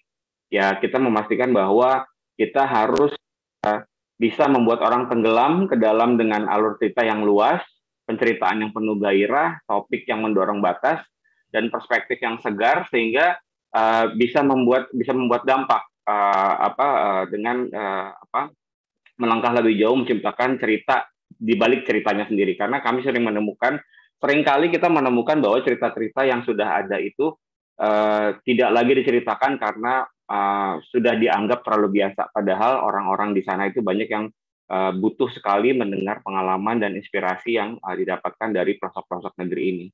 Yang pasti harus menginspirasi, harus bisa memukau pemirsanya tentang penemuan, tantangan pribadi, inovasi, dan bagaimana kita melewatkan tantangan. Nah, kadang-kadang kita selalu seringkali berorientasi kepada cerita yang baik itu adalah cerita yang berhasil. Padahal sebenarnya cerita yang baik itu adalah ketika kita bisa menularkan inspirasinya dari sisi prosesnya. Kadang-kadang cerita kegagalan itu adalah cerita yang baik. Tidak harus cerita yang baik itu adalah cerita tentang kesuksesan. Ya, melibatkan semua orang dari sisi ceruk audiensnya harus semua dilibatkan, laki-laki, perempuan, tua, muda, dan lain-lain gitu ya. Mendorong lebih banyak lagi orang untuk bersedia mengajukan pertanyaan yang sulit, karena kita harus membangun generasi yang curious atau penasaran, mengajukan sesuatu itu dari pertanyaan, dan aktivitas, aksi, dan apa yang kita lakukan itu sebenarnya adalah sebuah usaha untuk menemukan jawaban. Lagi-lagi kesuksesan itu bukan soal menemukan jawaban. Kadang-kadang proses itu lebih baik menjadi orientasi kita ketimbang kita menjadi selalu mengejar hasil yang selalu tidak harus selalu sukses. Ini tadi inti dari yang ketiga narasumber sebelumnya, bahwa ada satu narasi besar yang menurut saya menjadi irisan kesemuanya adalah peduli dengan bumi. Bagaimana sudut pandang yang baru itu kita bisa melihat planet ini, bahwa keberadaan planet ini kita tidak punya pilihan lain, kita belum punya planet lain untuk ditinggali. Alam, paradigma tentang stigma tentang alam yang akan memberikan manusia sumber kehidupan, mestinya sudah patut kita pertanyakan lagi, apa betul alam akan sanggup menghidupi manusianya apabila perilaku kita masih seperti hari ini. Itu yang harus sebenarnya kita cara baru kita bertanya lagi kepada diri kita sendiri. Kalau misalnya tidak ada perubahan signifikan, tidak ada perubahan perilaku yang kita lakukan hari ini, artinya belum tentu alam bisa menyanggupi untuk terus menghidupi manusianya. Ya, lagi-lagi terakhir adalah saya pikir tadi willingness udah ada, keterlibatan anak mudanya sudah tinggi. Nah, sebenarnya yang kita perlukan adalah menyusun sudut pandang yang baru, pola pikir yang baru, sehingga kita bisa membuat narasi yang bisa lebih efektif di masa depan. Lanjut. Nah, ini sebenarnya apa yang kami lakukan di awal 2021 kemarin tentang sebenarnya di tengah-tengah kecamuk pagebluk yang sedang lagi ya. Ya, siap yuk. Sebenarnya ini yang ada satu narasi sudut pandang baru yang kami lakukan di awal tahun ini, dan sebenarnya sejak 2011 kita sudah membangun narasi tentang planet ini akan dipenuhi oleh 9 miliar manusia. Bahkan di 2050 kita akan mencapai angka 10 miliar gitu. Nah, bagaimana memberi makan manusia, bagaimana kita bisa hidup seimbang bersama planet dan satwa dan lingkungan, itu adalah satu narasi yang kita nggak mau hanya terjebak dalam narasi kita hidup di dalam pandemi gitu, tapi what's next, apa yang hari ini kita bisa lakukan. Ini adalah karya yang kami buat di awal tahun 2021. Lanjut. Ini udah tinggal contoh-contohnya aja, cepet kok. Nah, inilah maksud kami sebenarnya, narasi-narasi ataupun cerita-cerita visual tersebut kadang tidak harus selalu gunung dan matahari terbenam yang indah, tapi keseharian kehidupan itu mengandung begitu banyak pelajaran, begitu banyak kisah dari para leluhur yang sebenarnya sudah menurunkan ilmu-ilmu tentang biomimicking, bagaimana hidup bersama alam, bagaimana kita bisa meniru alam, dan alam akan begitu banyak mengajarkan kita tentang konsep kehidupan yang sinergi. Lanjut. Nah, ini menceritakan tentang kisah-kisah kedekatan manusia, alam, dan satwa. Lanjut. Ya. Terus, ini udah kita habisin aja sampai ke, ini ada 2 cerita sebenarnya yang kita lakukan di Maros dan di Jawa Tengah. Lanjut. Ya. Nah, begitulah kira-kira kawan-kawan semua, saya pikir tadi tentang narasi sains, kita harus lebih banyak melibatkan sains ke dalam pembicaraan-pembicaraan kita sehari-hari. Lalu saya pikir yang paling penting adalah pembentukan sudut pandang baru yang punya keragaman dan inklusif, dan melibatkan lebih banyak lagi orang, sehingga misi dan aksi kita itu tidak hanya menjadi bagian dari kelompok kita sendiri atau individu kita, tapi melibatkan kita berjejaring, berkolaborasi untuk mencapai satu dampak yang membawa hasil. Saya pikir perubahan, sekecil apapun perubahan hari ini kita lakukan, pasti akan membawa dampak. Dan itu adalah sudut pandang yang baru untuk melihat inspirasi planet yang lebih baik di masa depan. Begitu kira-kira, Mas Iwan. Ya, terima kasih Mas Didi pemaparannya, ya, peran media dan bagaimana cara kita berkomunikasi dengan audiens, ya. Kebetulan audiens ini kan tumbuh dengan audiens digital, dan saya pikir perlu narasi-narasi yang pas untuk konteks media gitu. Baik, kita akan lanjut ke tanya jawab karena ini udah di penghujung acara. Tanya jawab, kami akan membuka 4 penanya yang masing-masing nanti akan mendapatkan uang elektronik, ya, dari National Geographic Indonesia. Oke, kita buka penanya pertama dari kolom chat.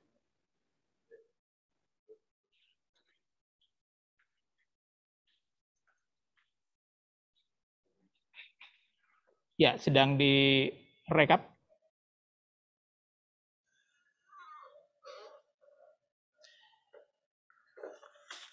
Pertanyaan pertama dari Mbak Gayatri.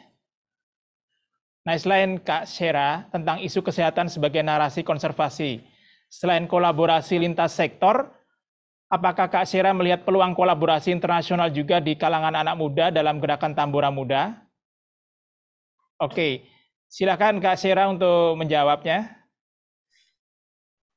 Iya, terima kasih Mas. Saya ada 3 poin nih. Yang jawabannya adalah iya.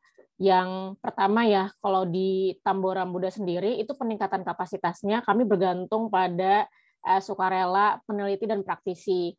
Dan karena low cost, jadi biasanya peneliti dan praktisi dari luar negeri yang datang ke Indonesia kita tangkap dan kita tanyakan apakah mereka ingin berkolaborasi untuk memberikan pelatihan di Indonesia. Jadi itu salah satu bentuk kolaborasi internasional yang sudah pernah kita lakukan. Yang kedua, Tambora Muda ini secara legal sudah menjadi perkumpulan, dan setiap anak muda di Tambora Muda bisa menggunakan afiliasi Tambora untuk apply berbagai macam grant gitu. Jadi misalnya Sabrina Gita dia apply pendanaan untuk membangun database KHT Indonesia melalui biodiversity. Nah, itu kerjasama dengan GBIF dan juga kolaborator luar negeri. Kemudian yang kedua, saya juga menggunakan afiliasi Tambora untuk address perdagangan kalong, ya. Jadi tadi Desa Janetesa yang Maros sempat dipublikasikan, saya sempat ke sana beberapa kali, terus kemudian dengan kepala desanya untuk membuat publikasi di desa gitu tentang jenis-jenis kalong yang ada di desanya.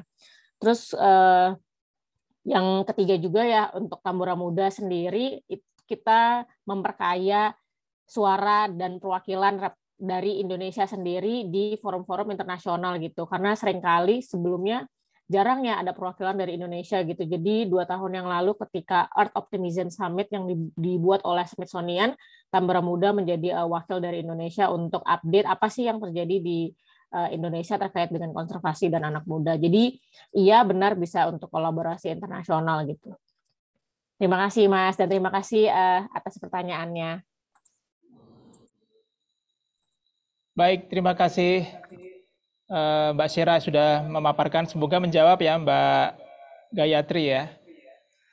Penanya berikutnya, Agustinus Angga dari Bogor. Saya bacakan ya.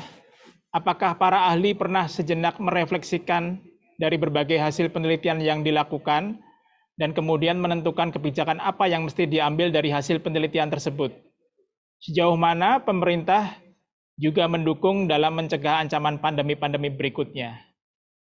Oke, ini pertanyaan ditujukan mungkin di Ibu Nunung, kemudian Prof. Amin ya. Silakan. Baik, terima kasih. Jadi kalau kita melihat terkait dengan transmisi penyakit-penyakit manusia yang penyakit pada manusia yang berasal dari hewan, jadi kita bisa melihat bagaimana transmisi dari penyakit-penyakit zoonotik dan kemudian beramplifikasi kepada manusia. Sebagai contoh bahwa sebenarnya sudah berapa penelitian yang dilakukan terkait dengan adanya virus-virus yang diketahui itu berasal dari satwa liar ya. Kemudian dari penelitian tersebut kemudian karena kedekatan antara misalnya satwa liar, misalnya kelelawar dan lain sebagainya dengan hewan-hewan domestik ya, kemudian terjadilah semacam spillover.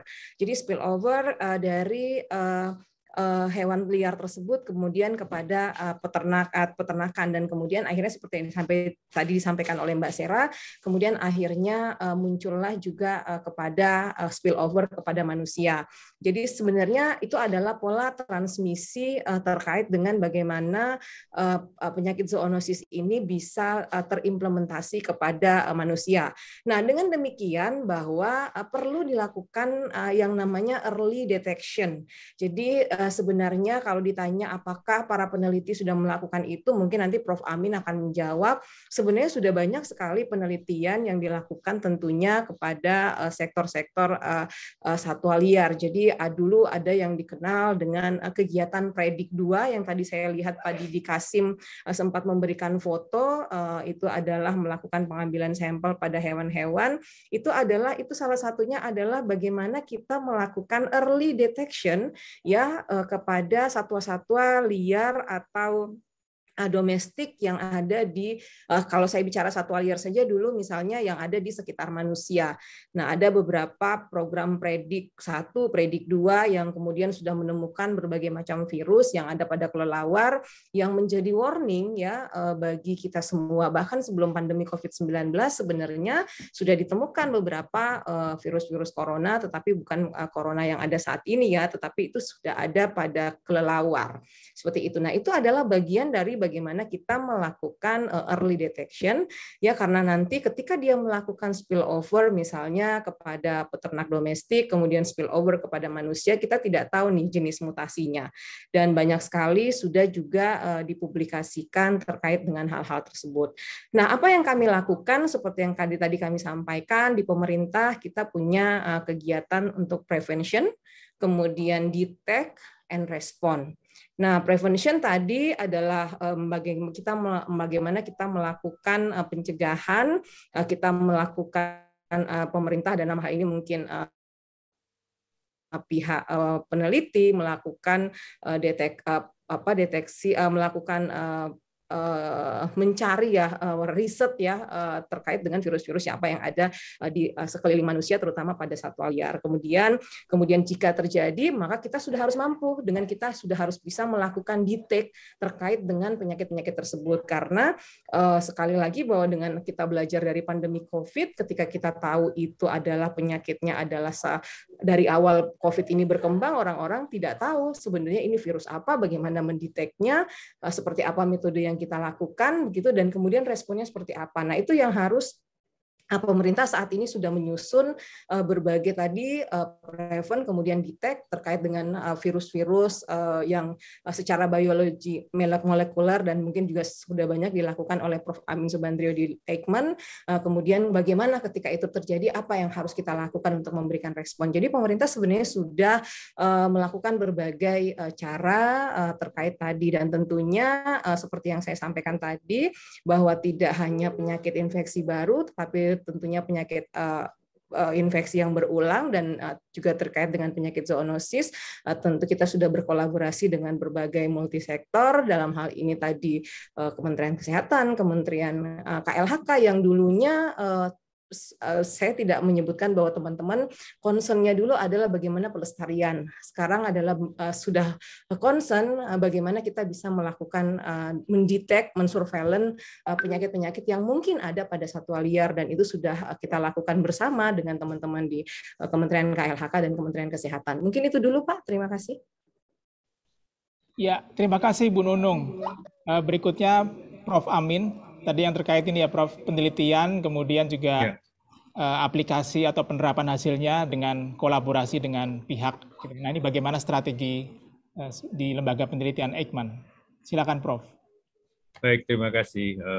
Ya, kami banyak belajar dari pandemi sebelumnya. Salah satu adalah, ya saya mulai dari yang paling dekat adalah pandemi flu burung yang lalu ya. Pada saat itu masih terasa sekali kotak-kotak antar sektoral. Ya. Jadi kalau ada kasus dari otoritas kesehatan manusia jalan sendiri, kemudian dari otoritas kesehatan hewan jalan sendiri. Tapi dari situ kemudian kami belajar bahwa itu pendekatan yang tidak memecahkan masalah, sehingga atas rekomendasi, kebetulan waktu itu saya sebagai ketua panel ahli ya di Komnas Zoonosis, kami menyarankan agar apabila ada kasus-kasus, maka dari kedua sektor itu minimum harus bergerak bersama, entah itu ke pasarnya ataukah ke peternakannya, sehingga kita bisa melihat dari kedua sisi permasalahan apakah itu sama, kemudian sumbernya dari mana dan bagaimana memecahkan, dan itu dipakai terus dari sampai sekarang. Dan betul tadi kata Bu Nunung, studi-studi predik itu kami bekerja sama dengan teman-teman dari IPB misalnya, dari Fakultas Kedokteran Hewan, ya, dan di sana kami betul-betul melihat interface antara manusia dengan hewan liar. Jadi teman-teman dari kesehatan hewan, dari Fakultas Kedokteran Hewan, mereka mengkaji patogen yang ada di hewannya, ya hewan liarnya. Nah, kami yang dari peneliti dari manusia melihat dari pemburunya, pengumpulnya, pedagangnya, kemudian yang mentransport ke pasar, kemudian orang yang menjual di pasar sampai kepada pembelinya dan yang mengkonsumsi. Ya, kami lihat semuanya itu virus-virus yang ada di situ. Jadi itu salah satu gambaran bagaimana kerjasama antara kedua sektor ini sekarang ini sudah semakin baik, dan itu merupakan salah satu kunci keberhasilan penanganan penyakit-penyakit zoonosis. Nah, tentu harus diikuti dengan berbagai aktivitas. Salah satu adalah kemampuan kita untuk mendeteksi, mencegah, dan sebagainya. Itu harus dimiliki oleh laboratorium-laboratorium, termasuk dalam misalnya saat ini pembuatan vaksin. Ya, vaksin itu baik vaksin manusia maupun vaksin hewan, kita harus punya kemampuan sendiri, tidak boleh tergantung pada luar negeri. Ya, jadi intinya kerjasama antara kedua sektor ini menjadi salah satu kunci penanganan ini. Ya, tadi sudah disinggung juga bahwa kesehatan hewan itu akan sangat mempengaruhi kesehatan manusia dan sebaliknya tentunya. Terima kasih. Terima kasih Prof. Amin yang telah menjawab pertanyaan tadi. Oke, pertanyaan berikutnya.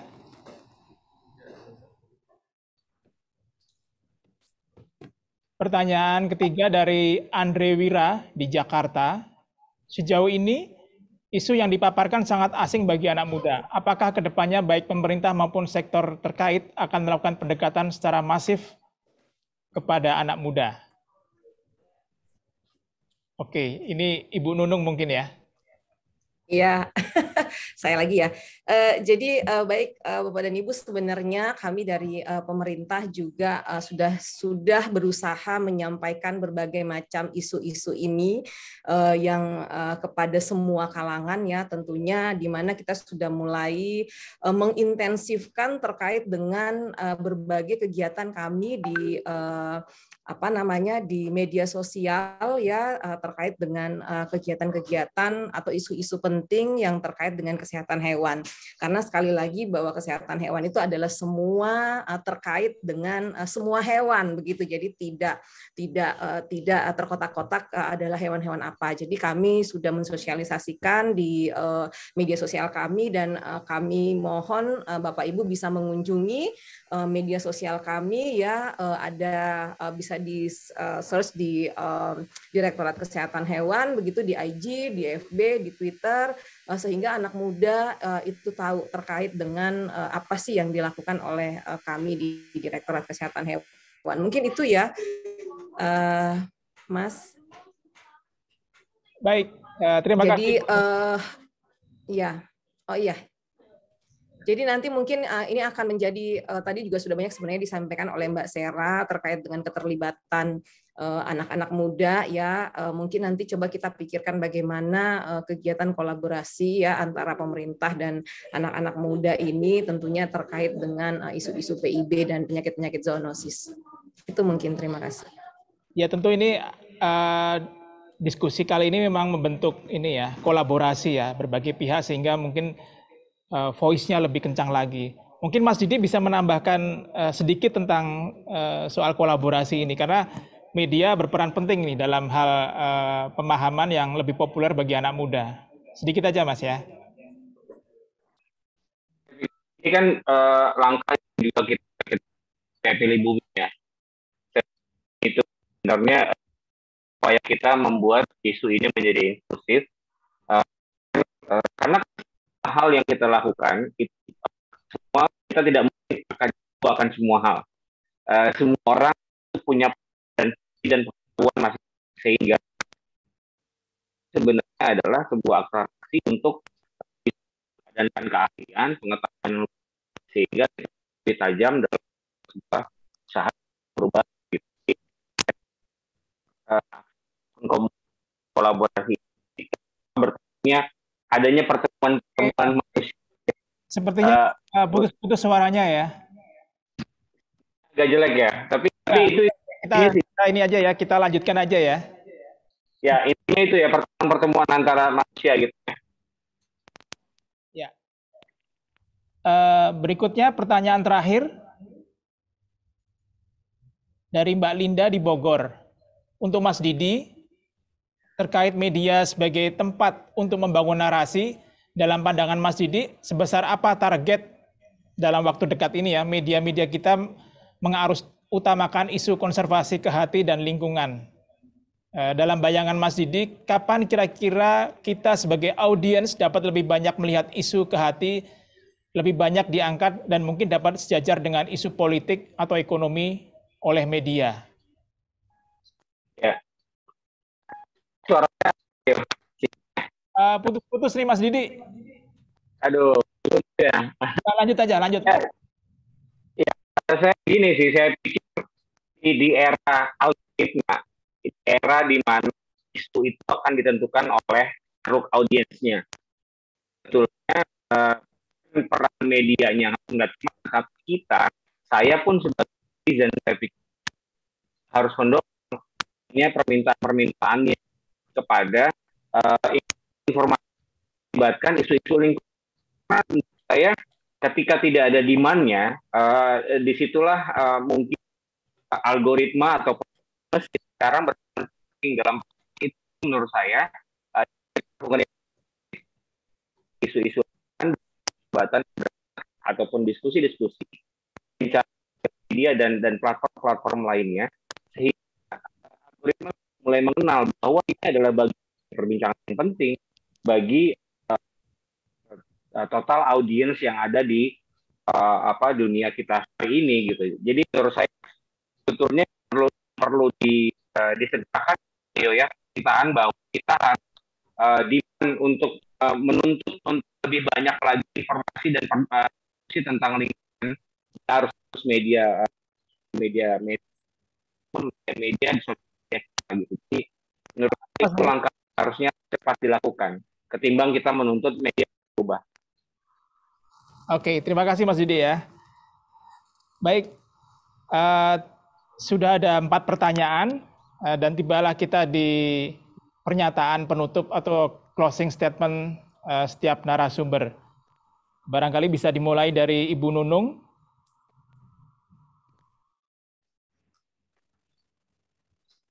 Pendek aja Ibu. Ya, baik Bapak dan Ibu.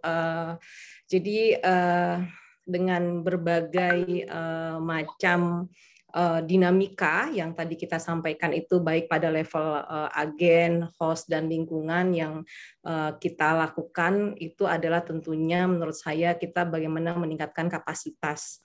Jadi memang kita harus selalu memiliki alert ya dan terus melakukan perbaikan-perbaikan. Dan juga selain memperkuat kapasitas, kita juga harusnya bisa mengurangi tingkat risiko ya atau faktor risiko yang memungkinkan akan meningkatkan ancaman.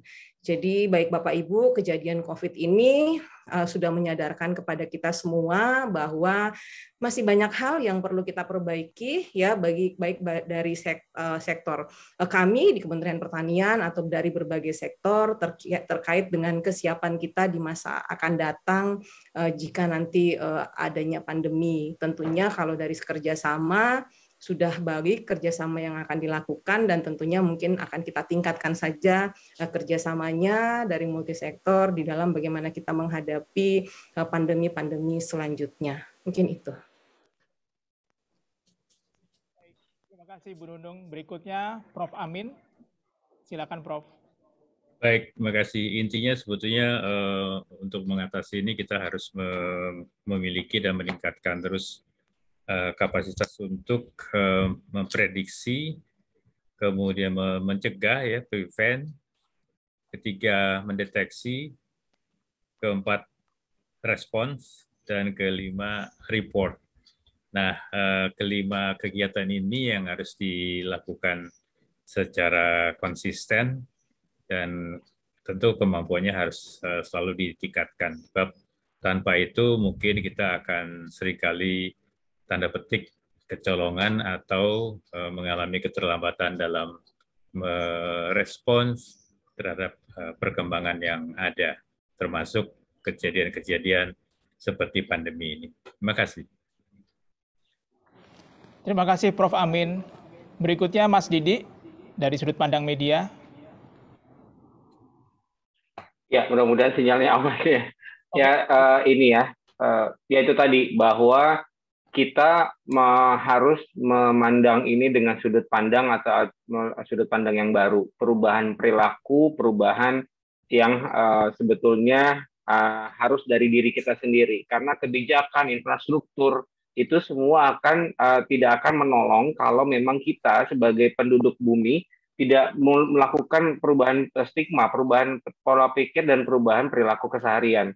Jadi saya pikir kelengkapan dari kebijakan, infrastruktur, kegiatan, community dan aksi dan lain-lain itu adalah balik lagi sudut pandang yang baru, melihat persoalan tidak lagi tajam dengan satu fokus, tapi kita harus melihat tadi seperti konsep One Health, kita melindungi satu, kita melindungi semuanya.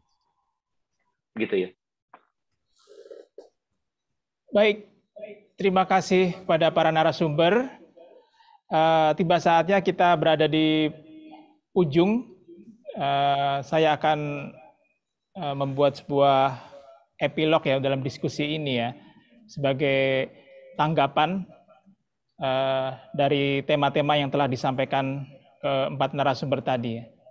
Jadi saya pikir Sebenarnya sih semua orang sudah mengetahui ya bahwa alam semesta ini bagian kesatuan bagi para penghuninya ya. Kesehatan manusia, satwa liar, dan hewan ternak ternyata memiliki ketergantungan satu dengan yang lainnya. Nah, hal yang perlu lebih dipahami untuk kita adalah sebenarnya lingkungan yang berubah ini akan mengubah pola interaksi ketiganya. Dan kita tahu kalau ketidakseimbangan dalam satu ekosistem ini akan menjalar pada ekosistem yang lain. Kalau dari sudut pandang saya tentang narasi dari Prof. Amin tadi ya kita sedang berada dalam perang kode genetik ya antara manusia dan virus gitu ya. Manusia ya sejauh ini kita hanya mampu menciptakan penangkisnya atau kita bisa dengan mencegahnya ya sebelum itu terjadi kita bisa mencegahnya supaya tidak berjangkit. Sementara si virus sendiri tampaknya tadi yang dipaparkan Prof. Amin tadi juga menciptakan senjata perangnya berupa turunan-turunan yang lain ya. Nah ini hal yang perlu kita sadari. Tapi sains pagebluk ini sebenarnya mengajarkan kita untuk memahami perilaku virus dan upaya kita hidup berdampingan dengannya. Kita berupaya memulihkan relasi yang retak seperti pemaparan Mbak Syera tadi ya, antara manusia, satwa, dan lingkungan demi bumi yang lebih baik. Mungkin bisa diawali dari mengubah gaya hidup yang lebih ramah lingkungan dan memuliakan alam ya. Tapi yang penting lagi adalah bagaimana gaya hidup ini menjadi sebuah kebutuhan untuk semua orang. Jadi bukan sekedar tren, tapi juga memang sudah kebutuhan setiap orang untuk melakukannya.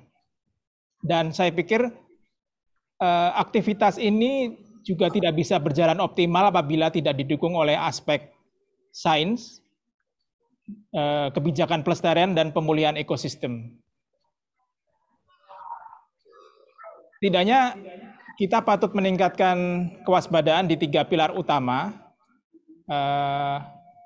ekosistem tempat hidup satwa liar, hewan ternak, dan manusia. Dan risiko penularan penyakit dari satwa ke manusia ini tampaknya akan selalu ada ya, kalau pengalaman tahun-tahun yang silam, dan mungkin sejak pagebluk pes awal Masehi pun sebenarnya sudah terjadi gitu ya, zoonosis ini. Namun apabila keseimbangan ekosistem terjaga dan peraturan dijalankan, saya optimis kalau risiko itu sebenarnya akan memudar gitu. Dan penurunan risiko perihal ancaman pagebluk terhadap ketahanan pangan kita sejatinya kuncinya adalah, ini hasil liputan kami di Jawa Tengah dan Maros ya, dari Sulawesi Selatan, kuncinya adalah keamanan biologis ya. Ini yang paling dasar ya. Bagaimana biosecurity ini bisa mencegah atau menurunkan risiko. Nah, moral cerita dari bincang redaksi edisi 38 ini adalah upaya kolaborasi ya antara ahli dan praktisi kesehatan manusia, ahli hewan dan lingkungan. Siapa aja mereka? Ya mereka ini bisa dokter hewan, dokter, petugas kesehatan masyarakat, kemudian juga ada ahli epidemiologi, ahli ekologi, ahli toksikologi, bahkan warga yang bergerak dalam pecinta lingkungan. Sebenarnya juga wacana ini bukan saja di tingkat global ya, ataupun nasional, tetapi juga kita harapkan bisa pada tingkat tatanan yang lebih tapak atau di daerah ya. Jadi sehingga bisa diaplikasikan oleh masyarakat. Dan tujuan sinergi ini bisa untuk melindungi kesehatan masyarakat, kesehatan hewan dan lingkungan dari penyakit-penyakit baru dan berulang tadi. Oke, pemahaman dan kewaspadaan ini sebenarnya narasi yang akan kita ambil ya sebagai media ya. Jadi bukan menakut-nakuti ya, karena kita mungkin mengingat kembali kata-kata filosofis pujangga besar Jawa yang terakhir ya, Ronggo Warsito ya. Seberuntung-beruntungnya orang yang khilaf lebih beruntung orang yang selalu ingat dan waspada. Dan kewaspadaan ini sedang dibangun sejak kita memulai diskusi tadi. Demikian bincang redaksi edisi 38, ancaman pagebluk baru terhadap ketahanan pangan kita. Kerjasama National Geographic Indonesia dengan Badan Pangan dan Pertanian Perserikatan Bangsa-Bangsa FAO yang didukung Kementerian Pertanian Republik Indonesia dan Badan Pembangunan Internasional Amerika Serikat USAID. Ketahanan pangan yang beragam, melimpah dan berkelanjutan menjadi aspek utama menuju pangan yang berdaulat. Demikian bincang redaksi edisi 38. Terima kasih kepada narasumber dan juga sahabat National Geographic Indonesia yang telah mengikuti bincang redaksi ini selama satu setengah jam lebih.